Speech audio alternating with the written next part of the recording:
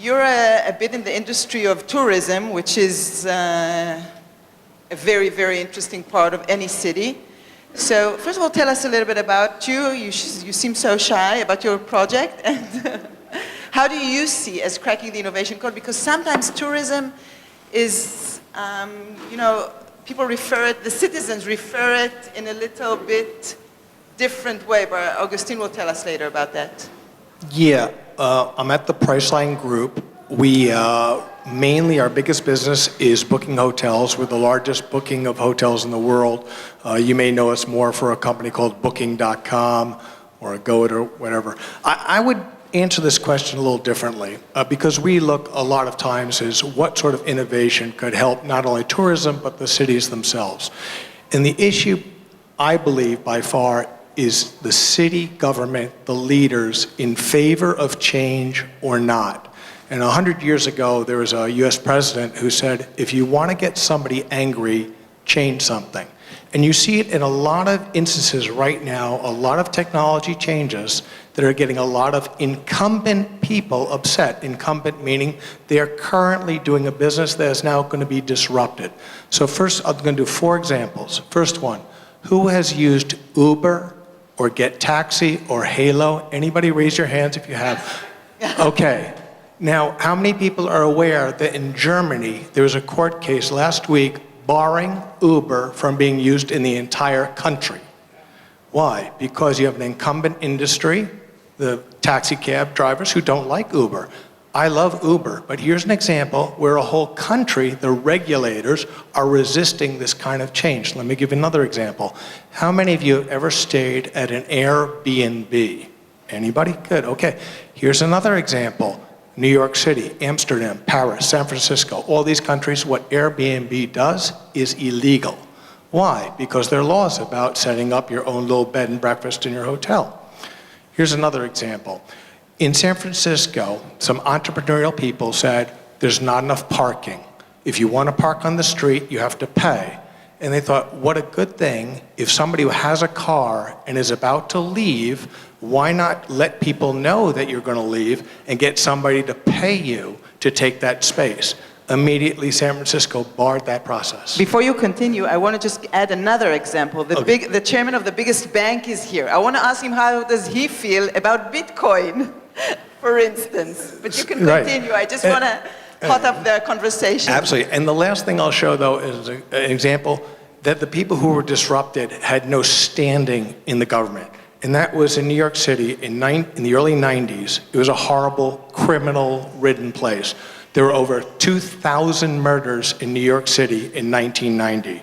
Today, there were less than 300. The biggest change among all was the police implemented a computer statistical approach, a thing called CompStat, and they were using all the statistics to analyze where's the crime, where should we put the police, all sorts of innovative ways using technology and information, very effective. Of course, criminals don't have any standing with the city, so they couldn't resist the way the medallion holders of taxis do, the people of hotels do, etc. So what you need, by far, is leaders who are willing to push that change and not let the incumbent people resist it, because there's tremendous pressure not to change because the money is with the people who already have the businesses. So if I understood you right, you're saying that cracking the innovation code for cities means understand that making a change is not easy, but go with it.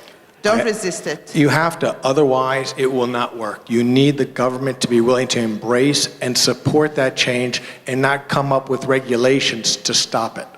So we heard connectivity, we heard democratic, we heard making changes. I want to go to Maissa, the microphone for you, because she comes from a very special city, from Nazareth, which is Christian and Arabic and Jewish, and so everything is there.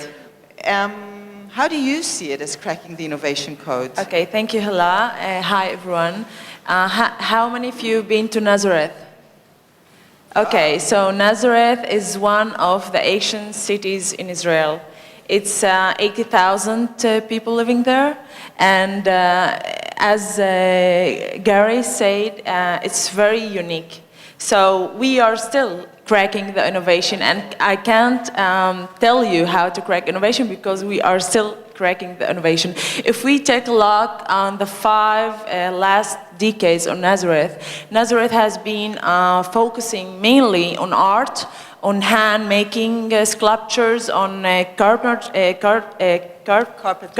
yeah, and this stuff. On the last decade, we are more focusing on the high technology field, more building incubators, more innovating, and this is a deep change in Nazareth. Because how does the local community take that? Well, I can say that in Nazareth, there are a lot of highly educated people. Most of them go outside Nazareth to work, in Tel Aviv, in the big Bitsa here, or outside country. But when we innovate in Nazareth, when we invest in Nazareth, all these people are coming back to work in their safety space. So if you work, and it's well known, if you work in your own space, you feel more safety. You can go easily and transfer easily between places. So, and also this way we can. I think also Nazareth need to have advisors outside the city to help her building good infrastructure. And if I understand you, you're saying make a safe place and get some mentors from outside so that to Yes. flourish and to Exactly. enable the local platforms. Exactly. I'm moving to my last panelist until now for the first question, to Agustin. You heard everyone.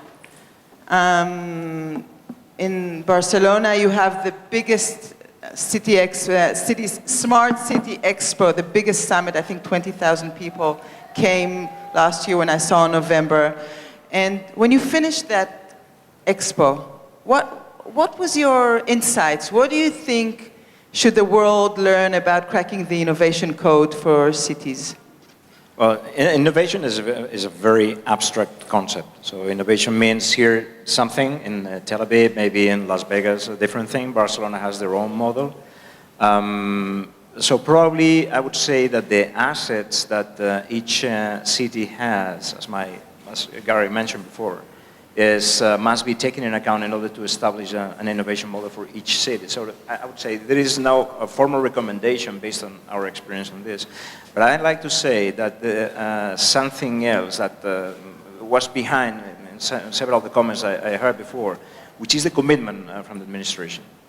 Because there is a lot of systemic cost in the innovation. So to have a great education means many things. So starting from the scratch, education system for kids, so R&D centers, it's a huge investment. So a lot of innovations we do see in the technology side are coming from big public budgets. So what we are trying to do in our events in Barcelona is taking profit of those assets that we have, all these R&D centers, some part of the education system, trying to learn from other places like Tel Aviv or other places in the world, and to build our own model. But I'd like to say that public commitment from the administration perspective is absolutely key. Systemic is the word for innovation. It's nice to say many things about innovation, but at least in my opinion, must be a powerful commitment coming from the administration to be strong. I mean, as you did here in Tel Aviv with the JOTMA funds, also in the United States coming from other budgets.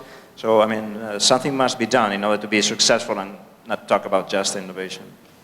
First of all, personally, of course, I really agree with you, but if I'm listening to you, it's like a family. The role of the parents is to be reliable, to be committed to their kids so they can grow up. You're saying that the public administration should be very, very committed, very, very reliable, so that this innovation process can flourish. I'm sure, by the way, for Tel Aviv, our mayor is 16 years, and he put innovation on his mind, on his track, and you can feel it anywhere.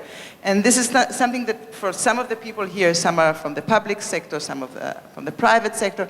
For sure, we need to make coalitions. I think this is my personal, I just joined you in the panel. I'm not the mentor now, so I'm sure that these coalitions are very, very strong. Before I go back to you guys, I'd like to ask the audience, because usually we go to you only at the end, but sometimes somebody has really a question or a remark, and if no one will have, I'm going to pick on you, Carol, so stay tuned. Anyone in the panel wants to ask the panelists any question, anything about how to crack the innovation code from your cities, from your place in the world? People, if you're not going to dare, if you're not going to fail, you're not going to succeed. There's no innovation. This is the best thing in... Okay, here we go.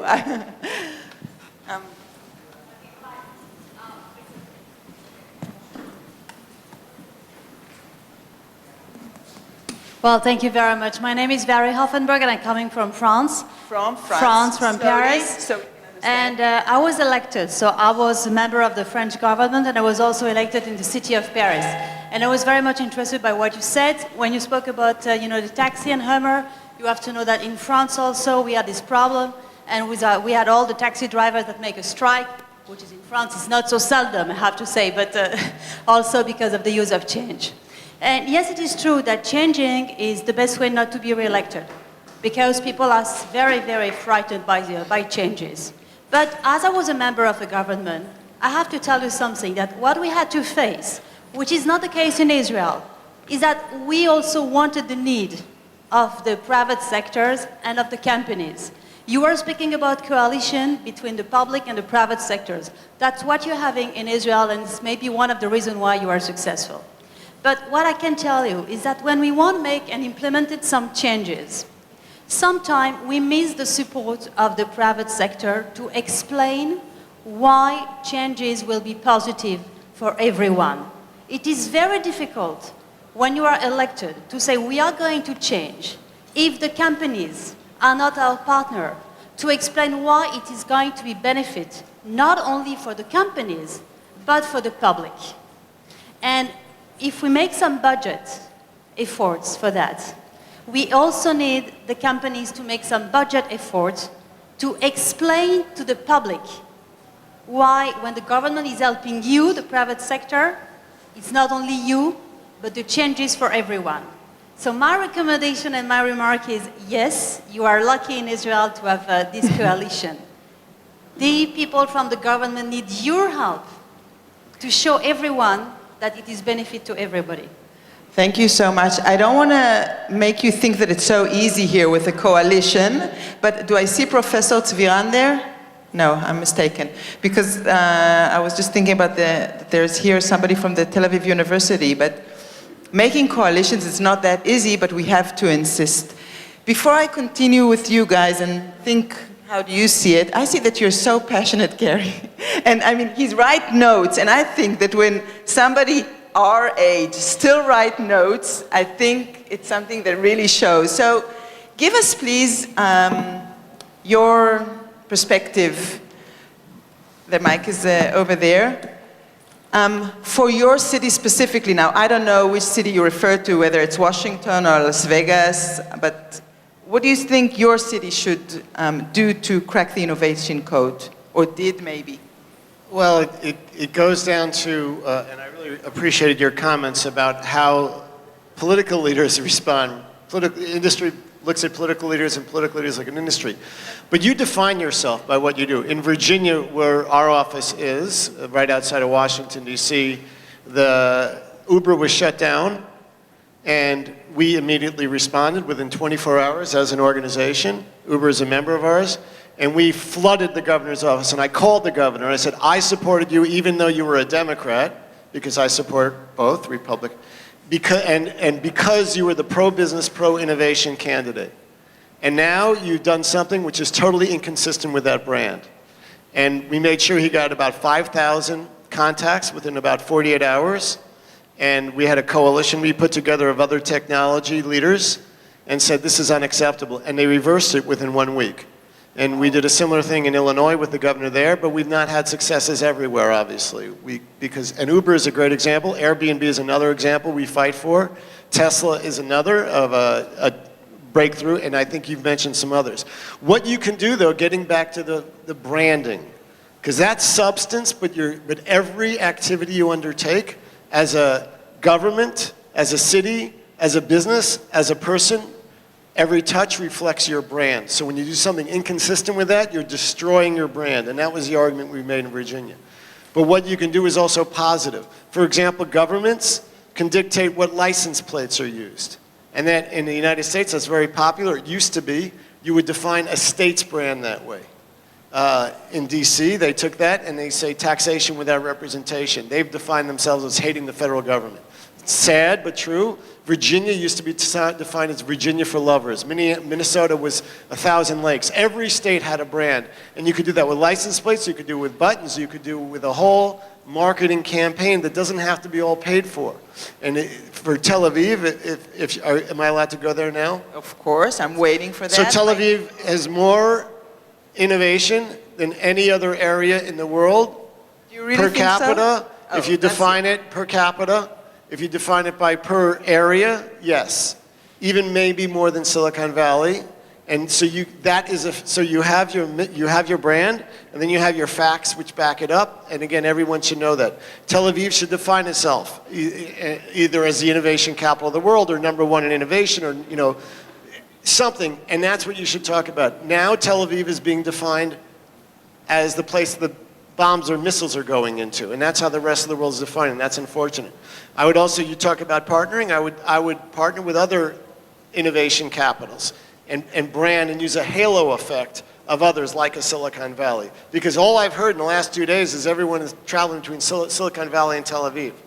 So there's many, and for an hour of brainstorming, you can come up with 75 ideas of you could do to brand Tel Aviv and make sure everyone knows it. And obviously this conference and its rapid growth is a great branding technique. And I think conferences and who you get to speak and who are visible are the way you brand an organization or an event. Wow, thank you for that, because you're talking, we didn't hear that until now, the coalition of countries or cities. Until now we were talking on coalition in cities, but I think we don't do coalitions yet enough between cities in the world. For instance, Barcelona, Tel Aviv, Berlin, Tel Aviv, New York, etc. This is something interesting, we should go into it. Yes. Pekka from Helsinki. Yeah, if I may raise the different angle here, because the point was well made that it is very difficult to change people and their attitudes. I think innovation is a mindset. Rather than changing the current population, let's at least change the future population. Innovation needs to be part of the educational system right from kindergarten. That's where we have the people who are not afraid of change, not afraid of ideas, so just go deep. I'm continuing to what you said. If we're talking about education and innovation from a process, and you're talking before about content, for instance, events like this. If innovation is a mindset, then we need to have it innovative all the time and not hear all the time the same people and the same ideas. So this is something, and I'm calling all you guys that are in charge of content, put different people from all over the world, women, men, Jews, Arabs, whatever. We need to hear different voices. I think this way the conversation is really interesting. And I'm going back to Namibia because for me, it's the uncommon message that we are hearing. We are very, very used to hear ourselves, I would say, the Europe-America messages. But how do you see it for your city?